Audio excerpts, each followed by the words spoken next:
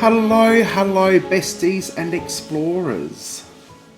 What you are seeing here is probably a fantastic example of the Australian corner store.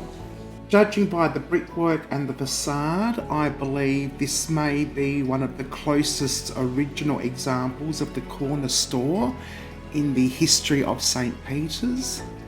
Don't quote me on that though.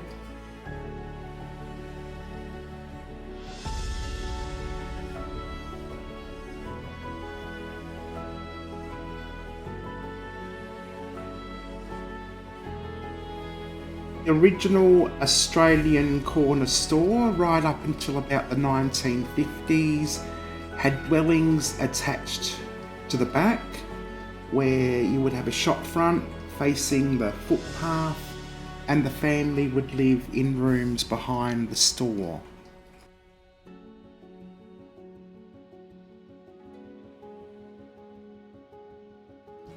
No doubt online shopping and the duopoly of Coles and Woolies and the likes of On the Run and Westfield malls have killed off the corner store like these ones, along with the land value of the property that these stores find themselves on. So I imagine that originally this was a grocer and a butcher, maybe at a guess could have been a haberdasher. I suggest that over the years there have been many changes of hands, many different products and shops have run from these stores.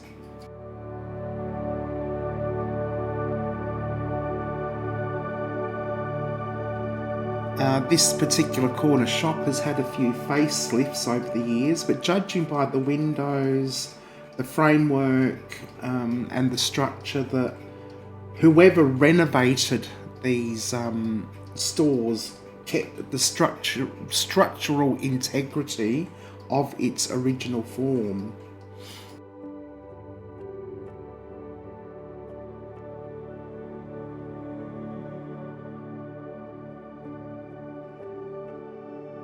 Quite often I have seen the solitary corner store purchased and refurbished and turned back into a house, where I'm thinking that the shop front would become a living area for a family. But unfortunately for this one, it's going to be demolished. So without any further ado, this is enough of the outside. Let's go inside and have a look.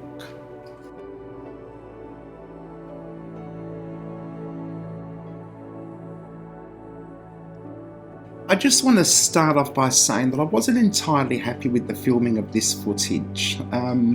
Going over the raw materials, I felt like I was running around like a headless chook. And there was so much that I feel like I missed. But still, I thought it was worthy to show you, and I tried to do the best I can with what I had. It's not often I get to see a corner shop like this, so I really hope that you enjoy what I've brought to you today. We are at a pizzeria here. There's not a lot left inside to show you, but as you can see, that's the kitchen with a range hood there. We've got the bar across the way, and just to the left you can see the drive-through window. I think there might have been a Bain Marie there, possibly filled with ice cream or gelato. I'm not too sure.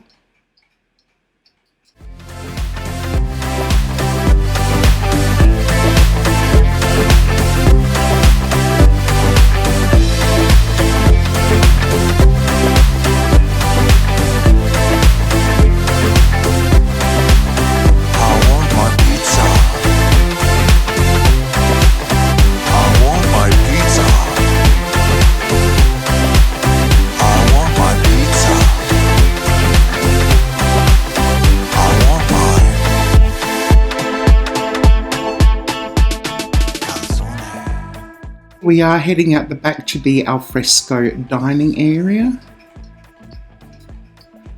For all intents and purposes, it looks like it would have been a fairly nice place to eat.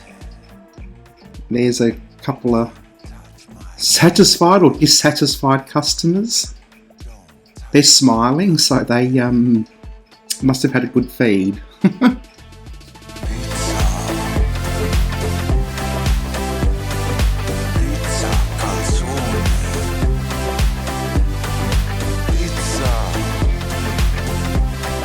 There's your space for cups and cutlery and so forth. And I think this, not too sure what that is.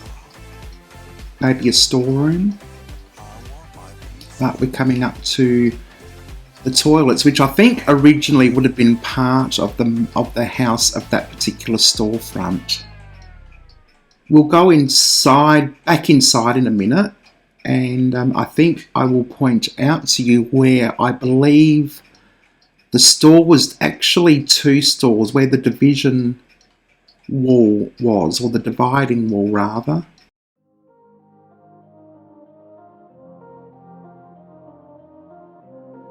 And so that bulkhead you can see there, I think, may have originally been a full wall,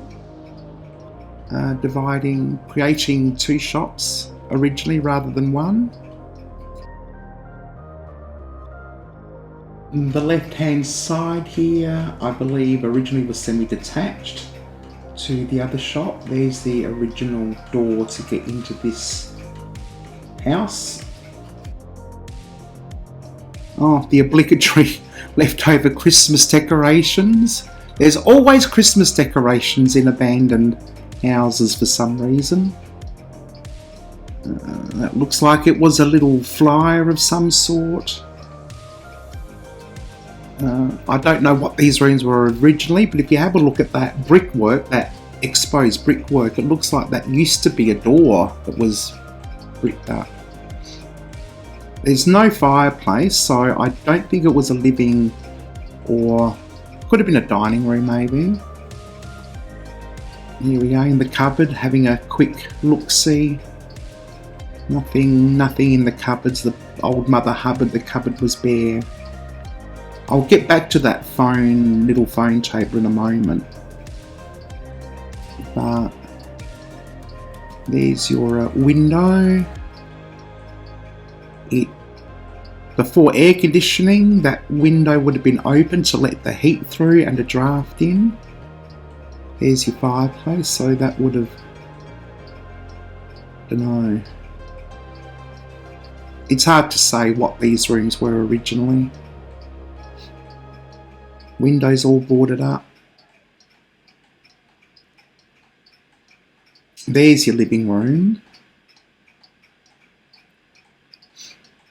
with a typical pre-1900s Federation style mantelpiece.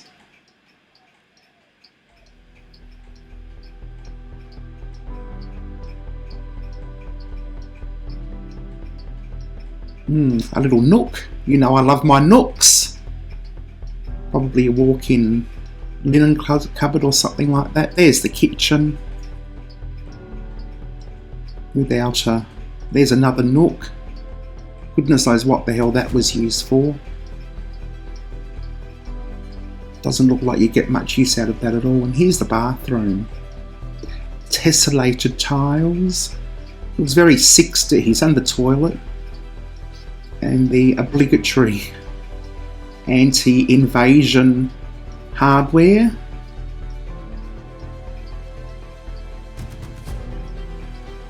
Nice and green.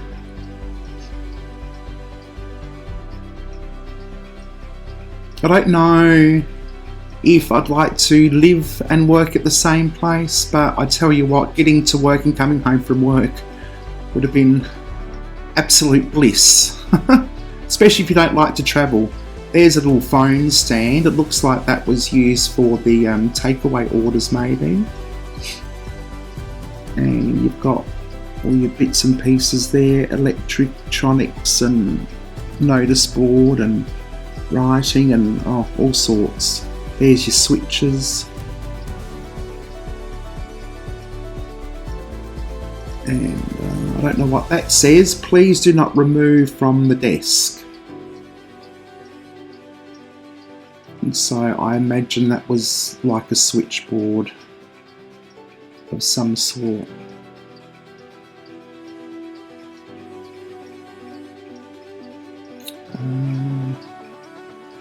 One last look at the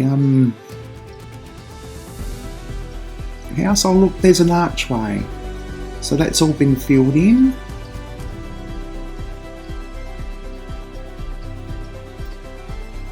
Yeah, the archways, the hallways back then were nice and big.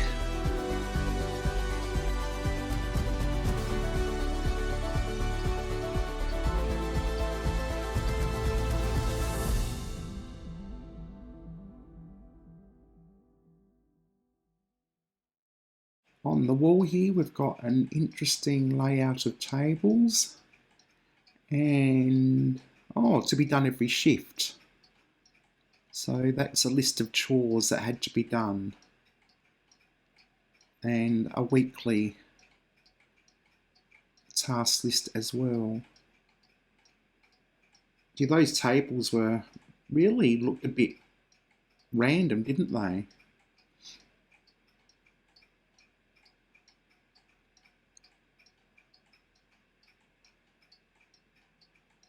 I just noticed in the corner of my eye a random trolley. And they even had instructions for toilet cleaning. Very long list.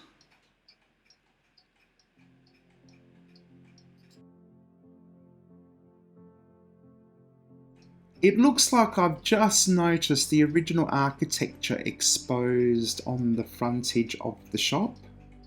That window really intrigued me. It looks like the roof had been lowered, probably to allow for the ducted air conditioning to go in. It looks like all that framework has been upgraded. Like new panelling, new wood, new glass. There's a map of Italy. And random Bugs Bunny cartoons. And here I am going out the back again. Oh, yes! Haha! I'm finding my way to get inside the houses. I'm done with the pizzeria now. I think I'm moving on to one of the other shops. Random chair. There's always a random chair as well, and there's a second random chair.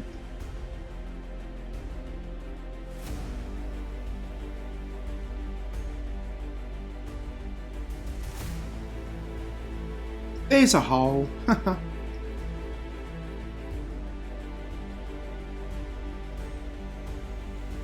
Don't quite remember what the layout was actually like, but I couldn't get into those doors.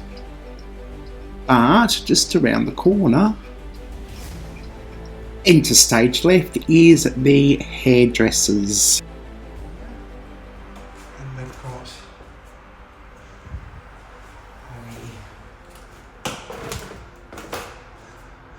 Hairdressers. Oh, there you go.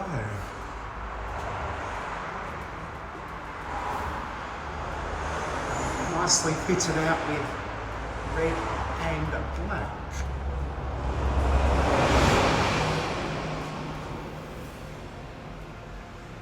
Very, very nice indeed. With a couch. Men's haircut $15, ladies $20. Perm, 45, colour 45, that's from. Wow. It's actually very opulent. Okay, I'm just going to stop here and take a photo and then move on to the next shop. Well, there's something around there too, so I'll just take some photos here. So there's the Hairdressers in there.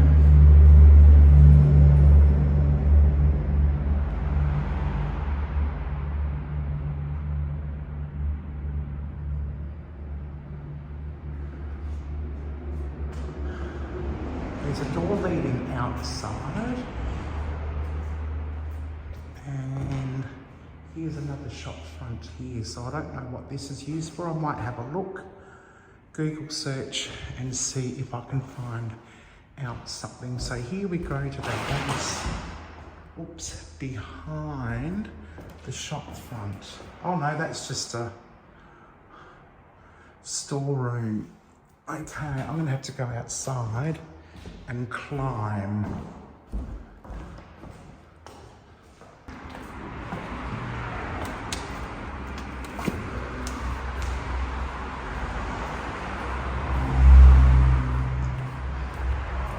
That looks like the most comfortable basin I've seen for a while. Shampoo room with 2 love hearts. Oh yes, I'll have a perm and a colour and a blue rinse in my hair, please. How much will that be?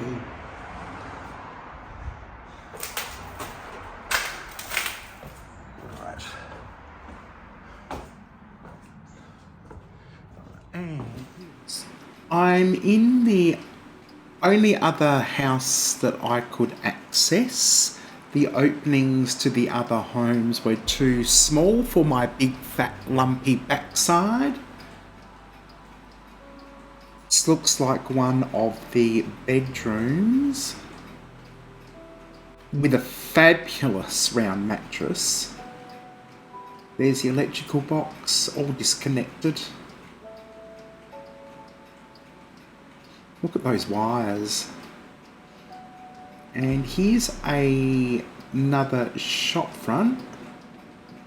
Not too sure what this was used for, but have a look at those tessellating tiles, or it could actually be lino.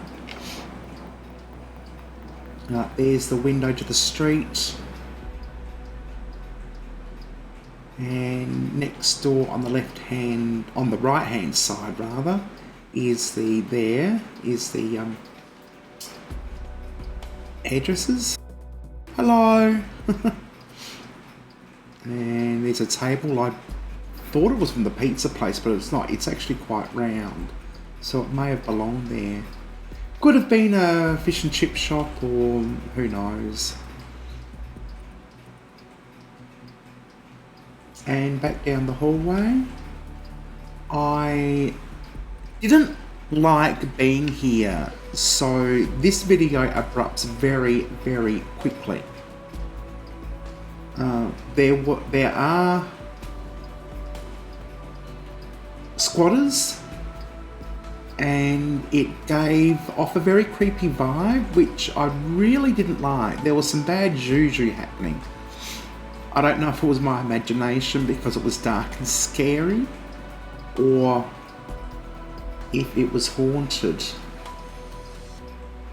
And I think Werner thinks it's haunted. And just have a look at that pink mantelpiece. That's reminiscent of the turn of the century, and great big teddy bears there. And lots and lots of clothes. And the kitchen full of stuff. If I wasn't so freaked out, I probably would have rummaged through some of it and gone into the other rooms. Don't know if they were bathrooms or what they were. Yeah. I'm just going to stop the camera in a minute and we can have a closer look at that mannequin. Isn't that freaky? There we go, just what you need. A big rubber head sitting on the mantelpiece. So this is where I just turn around and eventually go out. Anyway, this is the end of my video. I want to thank you all for watching. What did you think of that place? I hope you enjoyed it. What was your favourite part? Remember, keep smiling, make the world wonder what you've been up to. I'd like to thank my subscribers, my members and my Patreons for all their support throughout the years, and hopefully I'll see you in the next video. Thanks for watching and bye for now.